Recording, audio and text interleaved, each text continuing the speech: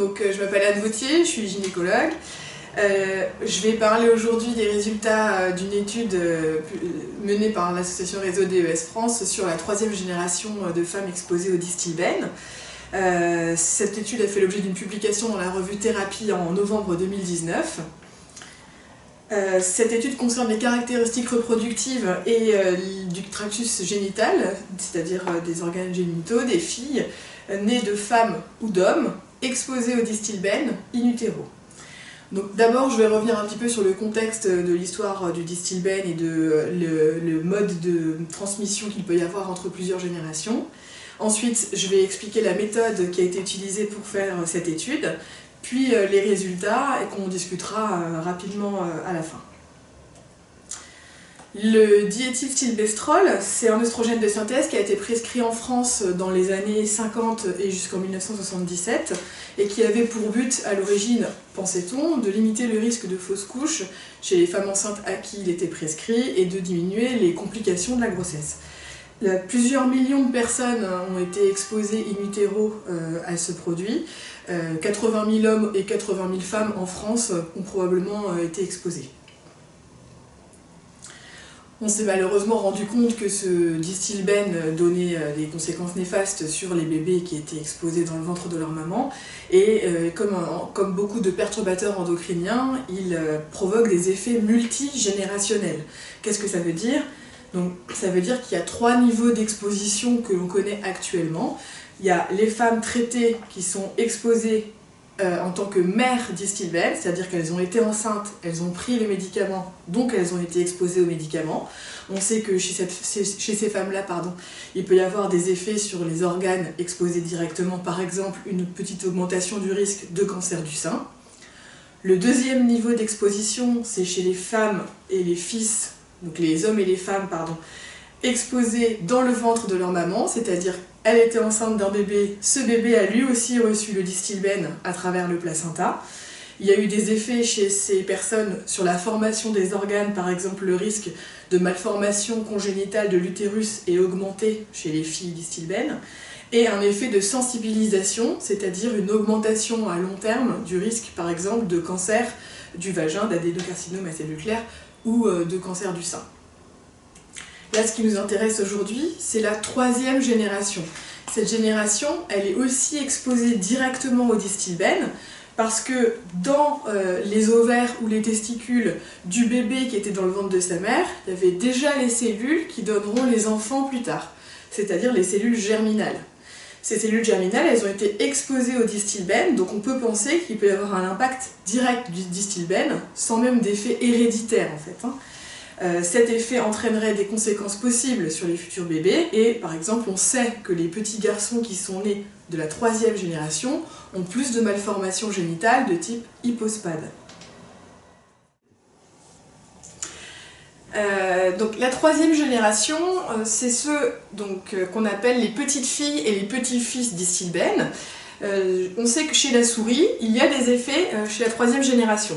Donc chez les descendants des femelles exposées in utero, on a des malformations génitales et des tumeurs. Et chez les descendants des mâles exposés in utero, on a également des malformations génitales, que ce soit chez les femelles ou chez les mâles. Donc on sait qu'en fait, il y a des effets du Distilbène jusqu'à la 3e génération, au moins chez la souris. Donc nous, ce qui nous intéresse le plus, évidemment, c'est chez l'homme, dans l'espèce humaine. Donc chez l'humain, les enfants des femmes exposées, on sait déjà qu'ils ont un risque supérieur d'atrésie de l'œsophage et, pour ce qui est des garçons, de malformations génitales de type hypospade. Pour ce qui est des filles, des femmes exposées, on a une étude de Titus publiée en 2006 qui retrouvait une possible augmentation du risque d'infertilité après l'âge de 30 ans qui n'a pas été retrouvée dans l'actualisation de leur étude en 2018. Et pour ce qui est des fils des hommes exposés, on avait aussi des malformations génitales qui ne sont pas forcément des hypospades, mais qui sont de l'ordre de la cryptorchidie, c'est-à-dire des testicules qui ne sont pas descendus dans les bourses, et des risques augmentés de micropénis. Donc nous, ce qu'on voulait savoir là dans notre étude, c'est pour ce qui était des filles, des hommes et des femmes exposés in utero, est-ce qu'il y a ou pas plus de problèmes sur le plan génital, malformation de l'utérus et reproduction? Donc l'étude que je vais vous présenter concerne la 3e génération de petites filles d'Istilben, c'est-à-dire les femmes qui sont nées d'hommes ou de femmes exposés in utero d'Istilben. Donc les femmes qui sont nées de parents étant fils ou filles d'Istilben. Cette étude, elle décrit les caractéristiques génitales et reproductives de ces femmes-là. On s'est intéressé particulièrement aux malformations utérines, à la fertilité et aux complications éventuelles durant les grossesses. C'est une étude sur le plan méthodologique qui a été montée par l'association Réseau DES France, merci, et qui a été financée par l'ANSM. Elle est rétrospective, donc on n'a pas de cohorte de patients exposés au Distilben en France, donc on est obligé de faire des études rétrospectives, on n'a pas le choix. Les questionnaires ont été élaborés pour rechercher des complications d'exposition au Distilben sur 3 générations, les femmes traitées pendant leur grossesse, 1re génération, les femmes et les hommes exposés in utero, 2e génération, et les filles et les fils de ces personnes-là, 3e génération. Le questionnaire a été distribué sur le plan national, soit par les associations de patients, par l'assurance maladie, par des médias, les médias généralistes ou des médias spécialisés médicaux, par la famille, les connaissances, enfin diffusé le plus largement possible. La réponse se faisait sur la base du volontariat et avec des retours par internet ou par voie postale, et ça s'est fait de avril à septembre 2013. Pour ce qui concerne les participants à cette étude, on a reçu 911 questionnaires de petites filles d'Istilben. 95 ont été exclus parce qu'ils n'étaient pas complets et 57 ont été exclus parce qu'on n'avait pas de preuve de l'exposition au Distilben. Donc ça laissait 759 femmes qui ont pu être étudiées et analysées. Parmi ces 759, il y en avait 672 dont la mère avait été exposée au Distilben, 76 dont le père avait été exposé au Distilben et 11 dont les 2 parents ont été exposés in utero au Distilben. L'âge moyen de la population était de 18,4 ans, c'est-à-dire jeune, et en fait la moitié de notre population a moins de 18 ans. Donc c'est important parce que forcément pour l'analyse de la fertilité et des grossesses, c'est quand même un facteur un petit peu limitant, c'est des femmes qui sont encore jeunes. L'âge minimum, c'était 1 an, et la patiente la plus âgée au moment de l'étude avait 46 ans. Donc je vais d'abord parler des malformations utérines. Donc sur ce tableau, on voit le nombre de malformations utérines qui ont été visualisées dans notre population. Et là, je mets en parallèle avec les statistiques habituelles retrouvées dans la population générale. Donc, ce que j'entoure en premier sur cette diapo, c'est la prévalence étonnamment élevée de femmes porteuses de syndrome de Mayer-Rokitansky-Kusterhauser, qu'on appelle le syndrome de Rokitansky, pour faire plus court, dans notre population. On avait 3 femmes qui sont porteuses de ce syndrome rare. Ça fait 0,8% des femmes qui ont plus de 18 ans, qu'on a pris comme référence parce qu'avant 18 ans, c'est rare qu'on puisse faire le diagnostic. Et alors que dans la population générale, on est plutôt sur une femme sur 4500 naissances. Donc c'est beaucoup plus important que ce qui est habituellement retrouvé. Donc je vais juste rappeler rapidement ce qu'est ce syndrome. Il s'agit d'une absence d'utérus et du tiers supérieur du vagin chez des femmes qui n'ont pas d'anomalie chromosomique et qui n'ont pas de problème hormonal par ailleurs. Pendant longtemps, on a pensé que c'était une maladie sans cause, c'est-à-dire qui arrivait par accident. Puis il y a eu une observation de cas un peu plus familiaux qui ont fait penser que c'était probablement un peu génétique sans qu'on arrive à identifier un seul gène. Les facteurs hormonaux ont été aussi évoqués, la surexposition aux œstrogènes, ça peut entraîner une surproduction d'AMH, et du coup l'AMH c'est l'hormone qui fait disparaître les canaux de Muller qui deviennent plus tard l'utérus. Donc ça aurait été aussi une explication possible, mais on n'arrive pas à avoir une cause universelle pour tous les Rokitansky. Donc potentiellement il y a plusieurs facteurs qui se surajoutent chez les femmes qui ont malheureusement cette maladie. Et il y a aussi une étude de Bruce qui a retrouvé des mécanismes épigénétiques, donc c'est encore autre chose, c'est-à-dire des modifications des protéines qui sont autour de l'ADN, qui modifient l'expression des gènes. Et chez certaines personnes atteintes de maladies épigénétiques, on a aussi une absence d'utérus et du tiers supérieur du vagin, donc c'est ça qui fait penser qu'il y a peut-être des ressemblances avec les syndromes de Rokitansky et qui fait qu'on n'arrive pas à trancher sur la cause la plus fréquente. En tout cas, probablement plusieurs facteurs sont impliqués. Pour ce qui concerne cette prévalence très élevée dans notre population, c'est très difficile de trancher sur est-ce que vraiment on a une énorme augmentation des syndromes de Rokitansky due au distilbène. On ne peut pas être sûr du lien. Il est beaucoup trop tôt pour tirer des conclusions, mais on garde en tête ce signal quand même. Pour ce qui concerne les autres malformations utérines, ça peut être utérus bicorne, utérus cloisonné, ces différents types de malformations, on a un taux dans nos populations de plus de 18 ans de 3,2%, qui ressemble beaucoup à celui des femmes infertiles de la population générale. Donc en fait, on a un taux qui est supérieur aux femmes fertiles, qui est de 0,17%, mais qui reste dans la norme de femmes infertiles, c'est-à-dire que c'est quand même élevé, mais c'est rien d'aussi catastrophique que ce qu'on avait chez les femmes de deuxième génération, où on avait 66% de malformations utérines. Donc c'est quand même une petite augmentation. On a un peu le même problème que ce que je disais pour le syndrome de Rokitansky, c'est-à-dire que à la fois on peut sous-estimer les malformations utérines quand c'est les mères qui ont rempli les questionnaires, à la fois on peut avoir un surdiagnostic parce que les femmes qui savent que leur mère a eu une malformation utérine liée au distilbène vont peut-être plus facilement faire des examens d'imagerie, même quand il n'y a pas de problème, parce que leur maman est inquiète, et donc elles vont découvrir qu'elles ont une malformation, alors que peut-être qu'on n'aurait jamais découvert cette malformation chez une femme qui peut-être est fertile et aurait eu des enfants naturellement. Donc ça c'est ce qui fait qu'on peut un peu gonfler nos chiffres par ce biais-là. Et en plus de ça, on a le même biais de recrutement que ce que j'expliquais tout à l'heure, le fait de répondre par volontariat et le fait que ce soit rétrospectif, c'est-à-dire une femme va elle-même nous contacter pour nous donner l'information si elle le souhaite, ça aussi ça augmente notre taux, parce qu'on n'a pas forcément une population représentative de toute la population des petites filles distilbène. Peut-être qu'il y a beaucoup de petites filles distilbène qui n'ont pas de malformation, qui n'ont pas répondu au questionnaire parce qu'elles ne se sentent pas particulièrement concernées. Donc c'est pour ça que peut-être nos chiffres sont un peu gonflés. Pour autant, ça reste un chiffre plus élevé que la population générale infertile. Donc pareil que ce que je disais tout à l'heure, on le garde en tête, on se dit qu'il faut continuer de surveiller les femmes de cette troisième génération sans pour autant avoir trop peur non plus, parce qu'on n'est pas du tout dans des chiffres qui alertent réellement par rapport à la deuxième génération.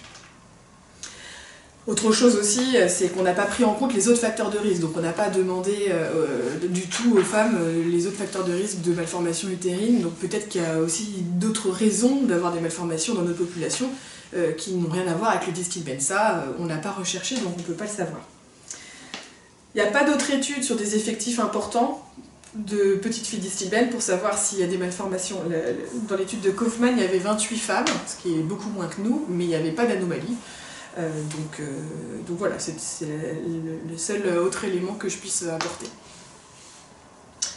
Pour ce qui est des caractéristiques reproductives, l'âge moyen aux premières règles, c'était 12,5 ans. Donc c'est exactement pareil que la population générale, donc ça c'est très bien, on n'a rien à en dire de particulier. Dans les études américaines c'est pareil, ils ont 12,6 ans dans les différents groupes qu'ils ont analysés, et c'est la même chose que chez n'importe qui. Pour ce qui concerne la fertilité, dans notre population, 5,3% de nos 380 femmes qui ont plus de 18 ans ont eu des problèmes de fertilité et ont eu recours à des traitements d'assistance médicale à la procréation.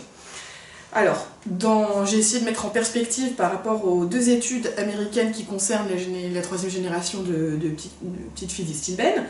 En 2006, c'était un chiffre similaire que retrouvait Titus, c'était 5,4% de ces 463 filles de mères exposées, et c'était la même chose que les témoins. Donc finalement, c'est des chiffres qui ne diffèrent pas d'une population non exposée au distilbène, donc c'était tout à fait rassurant. Ce que j'avais dit au début de la présentation, c'est que chez Titus, c'est seulement chez les femmes de plus de 30 ans qu'il y avait une toute petite augmentation du risque d'infertilité. Or, dans l'actualisation en 2018, cette fois-ci, Titus retrouve 11,6% d'infertilité chez les petites filles distilbène, mais ça ne diffère pas de manière significative de la population témoin qui est à 9,3%. Donc c'est des chiffres qu'on considère comme similaires, de grandeur équivalente, et cette fois-ci, dans le sous-groupe de plus de 30 ans, il n'y avait pas de différence. Donc Pour ce qui est de l'infertilité, on n'a pas l'impression qu'il y en ait plus chez les petites filles d'Istilben, ce qui est une excellente nouvelle. On a analysé 145 grossesses qui correspondaient à 111 accouchements.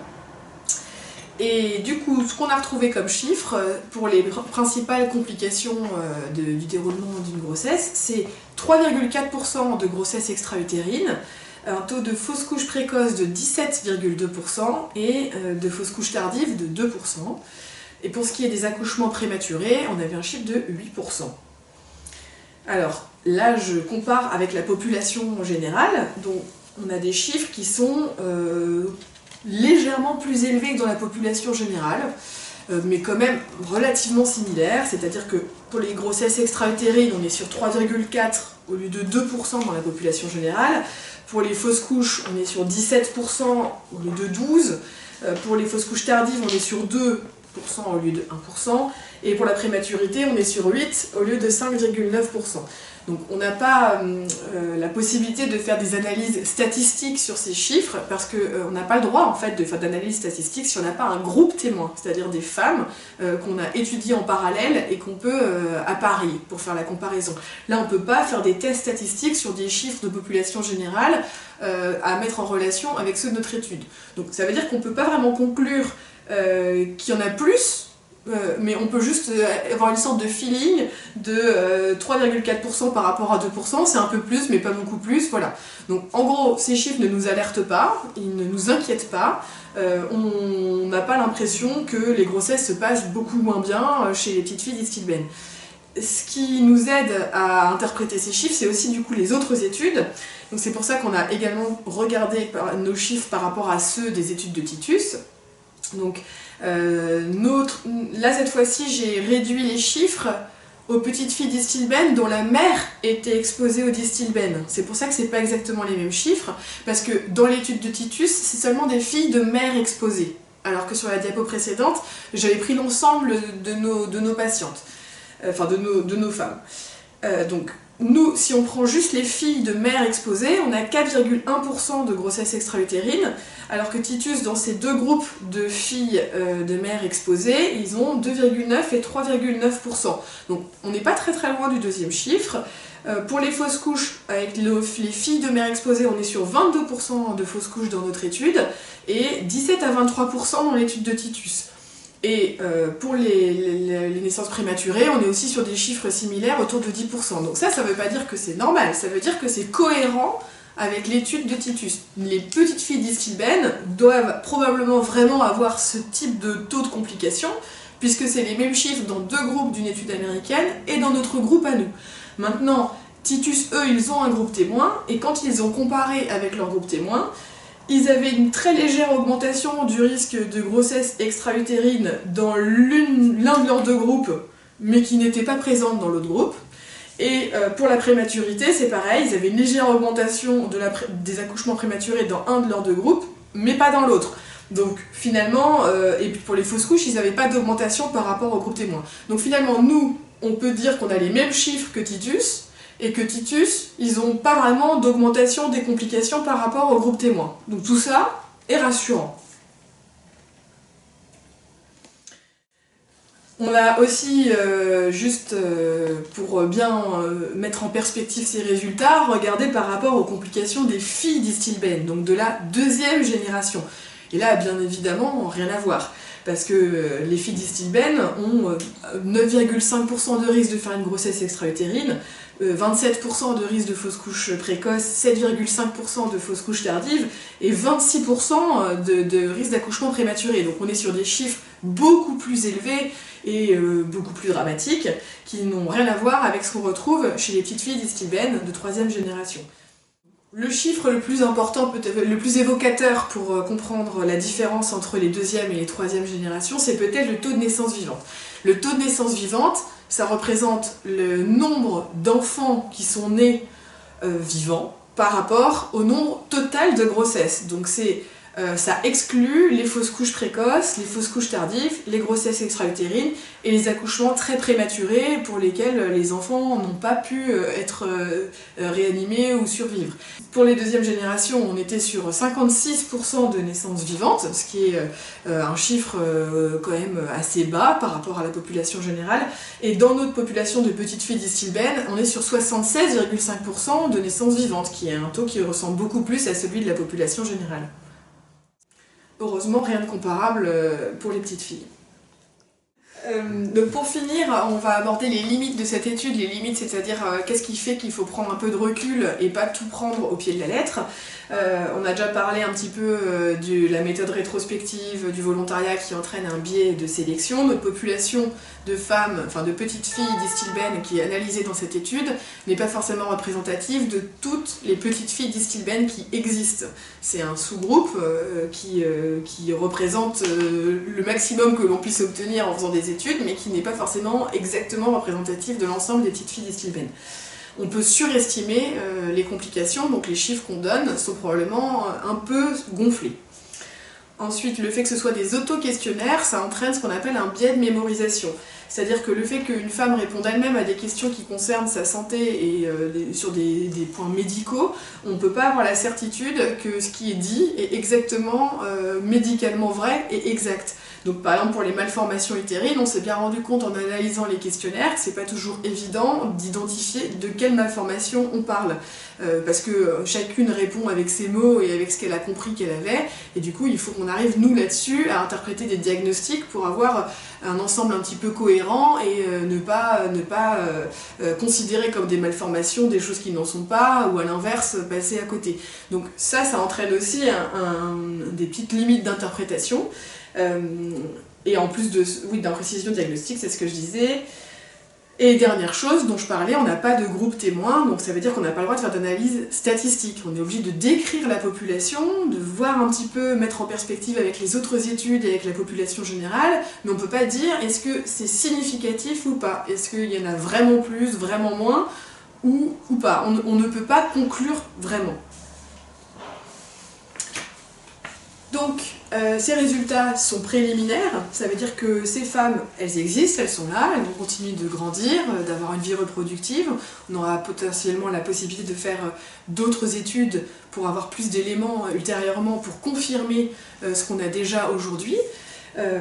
Les effectifs sont faibles, même si en fait ça fait quand même beaucoup de femmes. Moi je suis assez fière qu'on ait eu 759 petites filles analysées, mais par rapport à 80 000 hommes et 80 000 femmes exposées in utero et qui ont peut-être tous eu des enfants, on est sur des effectifs faibles.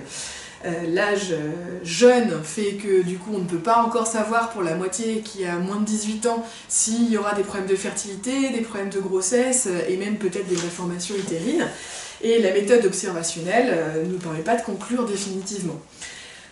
Les malformations utérines et les syndromes de Rokitansky qui sont un peu plus fréquents que ce qu'on aurait pu attendre, est-ce que c'est à cause d'un mécanisme épigénétique et vraiment en lien avec le Distilben? C'est à vérifier. Pour moi, c'est important de ne pas complètement laisser tomber ce point et de le garder en tête, mais sans non plus se faire peur, parce que ça reste quand même des cas assez isolés et assez rares. Donc ce qu'il faut, c'est garder ça en tête si jamais on se rend compte à l'avenir que d'autres femmes dont la mère ou le père a été exposé au Distilben ont un diagnostic de syndrome de Rokitansky. Il faut que ça fasse tilt. Il faut surtout que, je pense, nous les médecins, on y pense, si jamais ça nous arrive en consultation, qu'on se dise quand même ce Distilben, il a peut-être encore des effets chez les filles de 3e génération. Mais on est sur quand même un taux, je rappelle, de 0,8% des femmes de plus de 18 ans, qui est très très faible, et probablement un biais de réponse qui gonfle ce chiffre. Donc, à la fois ne pas avoir peur et ne pas l'oublier complètement. Ce serait ça, moi, ma conclusion.